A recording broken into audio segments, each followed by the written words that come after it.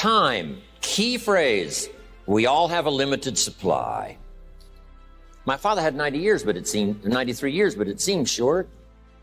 In his seemingly long life of 93 years, it was short because it just seems like if we only had more time. Old Testament gives us a view of some people who lived to be 500, 600, 700, 800, 900 years old. Wouldn't that be a good question if you had a chance to ask?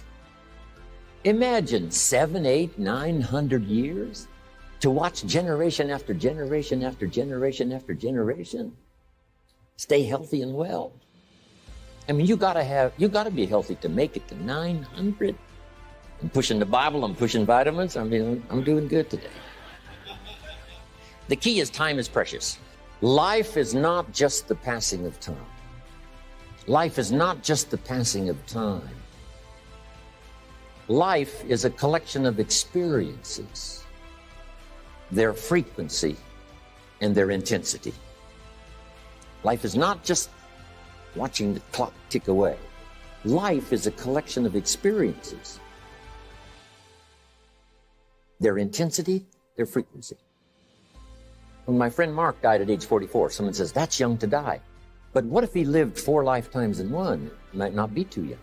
So here's whatever the span of your life turns out to be, here's what you want to fill it up with: experiences and the intensity of those experiences. But now let's talk about the management of time. Here's one of the best ones. We covered earlier, when should you start building this hotel? Answer, as soon as you have it finished. Now jot this one down on time management. When should you start the day? As soon as you have it finished. Plan the day the best you can, leaving plenty of room for improvising and surprises and all the stuff that happens during the course of the day. But if you've planned a good, productive day, now you start that day, you can't believe how much more valuable your time will be. Don't start the day until you have it finished. Now here's the next one. Don't start the week until you've had it finished. Now to lay out a week is a pretty good challenge. Next, don't start the month until you have it finished. The places to go and the people to see, and the productivity and the sales and the customers and the development and all the rest of what you want to accomplish during the course of 30 days. Don't start the month till it's finished. And then here's the big one. This is really challenging. Don't start the year until you have it finished. To the best of your ability. It can't be finished like minute by minute.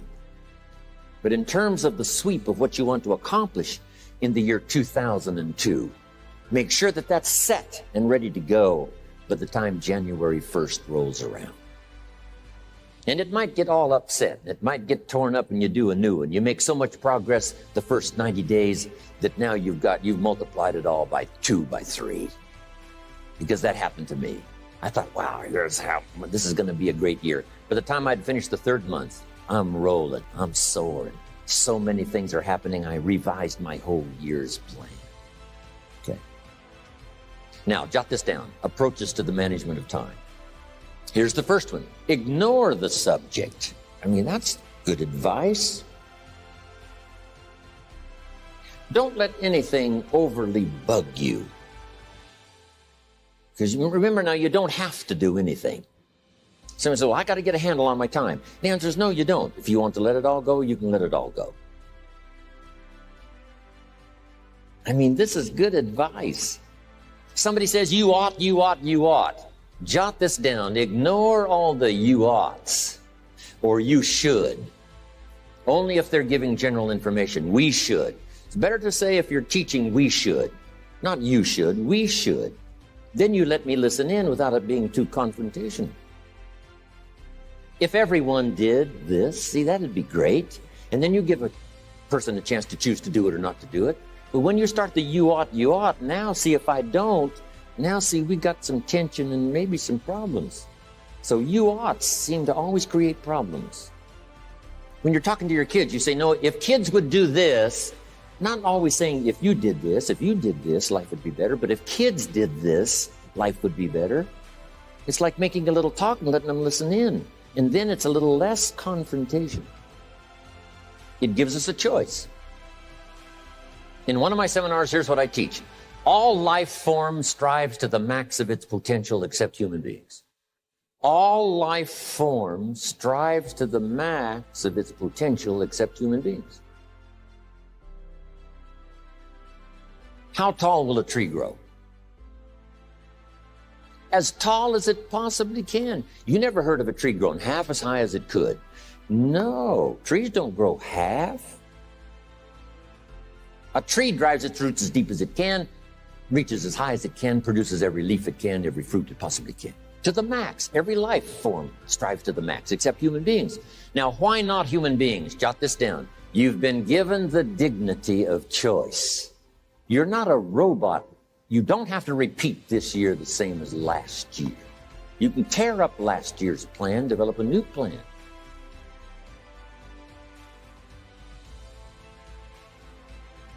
So, the dignity of being a human being.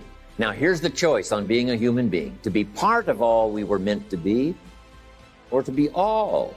To strive for all, or half, or part, or some. The choice is up to you. To develop one skill or 10 skills. Someone says, well, I'd be happy with just one more language. Well, some say, hey, I'm going to learn 6 or 7. And this is all a matter of choice. And when someone says, no, you ought to learn 4, you've got to resist all that. Because this is personal dignity. And you don't want to destroy someone's dignity by doing all the oughts, and they feel reluctant to do it. Now we've got problems. So if you want to, just ignore this subject on time management. Now here's the next one. Step down to something easier.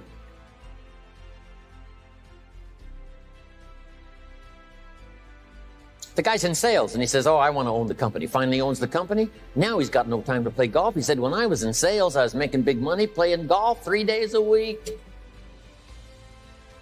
Heck with this owning something. Heck with managing. My life was never my own after I started to manage. I'm going back to sales. See, this is the key. If you're getting too pressed, you might consider stepping down to something with a little easier time pressure. Little girl says to her mother, Daddy comes home, brings his briefcase and pats me on the head and says hello, disappears and works on these papers. How come my daddy doesn't play with me? And her mother said, look, your daddy loves you very much, but he's so busy at work, he can't get it all done, he has to bring it home. He loves you, but that's why he can't play with you. And the little girl said, why don't they just put him in a slower group? So, jot this down now. If you don't have time for your kids, you might consider joining a slower group. Remember when I said some things I went for cost me too much? So reconsider. Next key to time management. And that's work longer and harder. But see, there's a limit to that. I almost lost my health the first year. I went so crazy about personal development and achievement. I just went bonkers. You know, I told you I was skinny, but at the end of that first year, I was a walking shadow.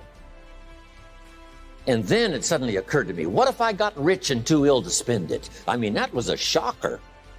So I started, developing a little more reasonable. Because I said, if 12 hours won't do it, I'll work 14. If that won't do it, I'll work 18. I mean, how many hours it takes. And sure enough, it cost me too much. So see, working longer and harder for some might be appropriate. If you're just sitting around not doing that much, this might be good, work longer and harder. But you can only work so hard.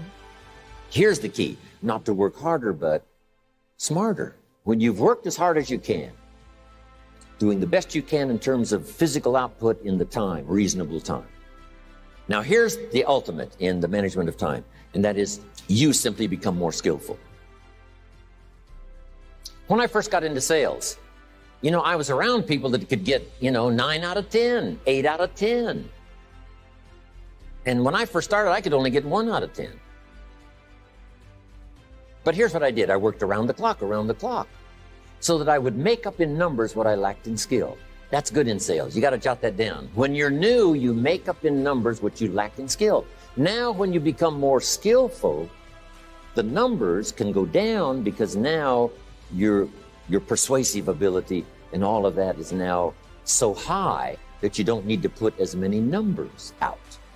But at first, If you want to compete or if you want to really get good, you've got to put in the numbers.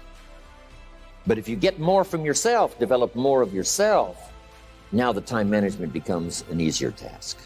Now here's the next thing. Either you run the project or it runs you. I found out when you start something, at first you're in charge. All of a sudden, a year later, it's in charge. Some of the companies I started, I'm telling you, I'm in control. A couple of years later, I'm out of control. At first, I've got it on the run. 2 years later, it's got me on the run. Haven't got enough time. I'm dizzy with trying to get it all done. So here's part of the key, and that's to get in charge. Say, I'm going to take charge of my health. One of my albums is entitled, Take Charge of Your Life. Take charge of your time. Take charge of your resources, which we're going to talk about next. Take charge of your health. You're the one that's responsible for it. It's not a requirement of society that you not have a heart attack and take care of your family. That's not a requirement of society, but you must make it a requirement of yourself. Society doesn't require that you build a financial wall around your family nothing can get through. That's not a requirement of society. It's a requirement you impose on yourself to build a financial wall around your family nothing can get through. So impose on yourself this self-development of being in charge, taking charge of your life and your health and your future and your responsibilities and all of this. Next, reasonable time is enough time to achieve all of your goals. Just jot that down. Reasonable time is enough time. I had to learn that. Reasonable time is enough time.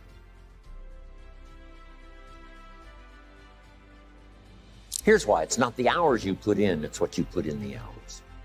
If you start depositing greater ideas into the hours you've got later than now, I'm telling you, later, you can't believe the productivity that will flow. The ideas you can't think of now, a year from now, they'll start to flow. And when you deposit those ideas in the hours you've got, productivity multiplies by 2, 3, 5, 2. Next, time management essential. We've already covered the first one, a written set of goals. And then do priorities on your goals. What's important this week? What's important this month? Here's the next one. Often review. Just go over your goals to make sure that your list is working for you. It's got you inspired. It's got you turned on.